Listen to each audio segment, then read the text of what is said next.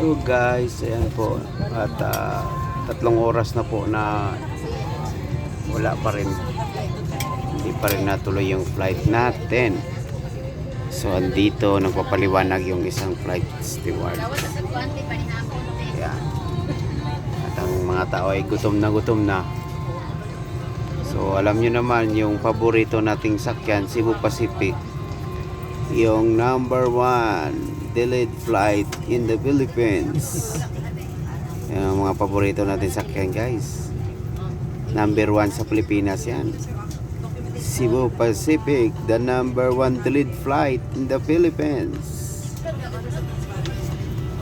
Ganun talaga ang buhay. So thank you sa mga flight steward na nagpapaliwanag. Ganun naman talaga ang role nila eh. Magpaliwanag na lang talaga, wala naman talaga magawa to eh. Ginagawa lang nila yung kanilang trabaho. So sige lang, as long as safe tayo, yun doon lang tayo. Sana maka-flight na mas maaga. Teka lang muna. Mga gold medalist natin guys, oh. Mga future Olympian to. Future Olympian natin, pinahirapan ng Cebu Pacific. Mayroon pang event na hinihintay. Kailangan Cebu Pacific mag-sponsor kayo dito sa mga batang to. Pagkakataon yung bumawi, ito yung mga mga gold medalist natin.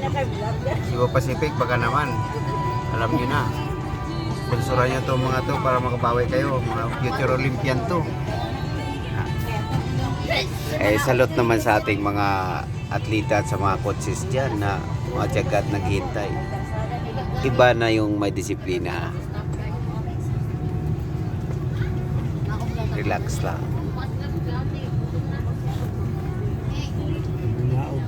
Yung mukha ng delete flight, gutom lang to.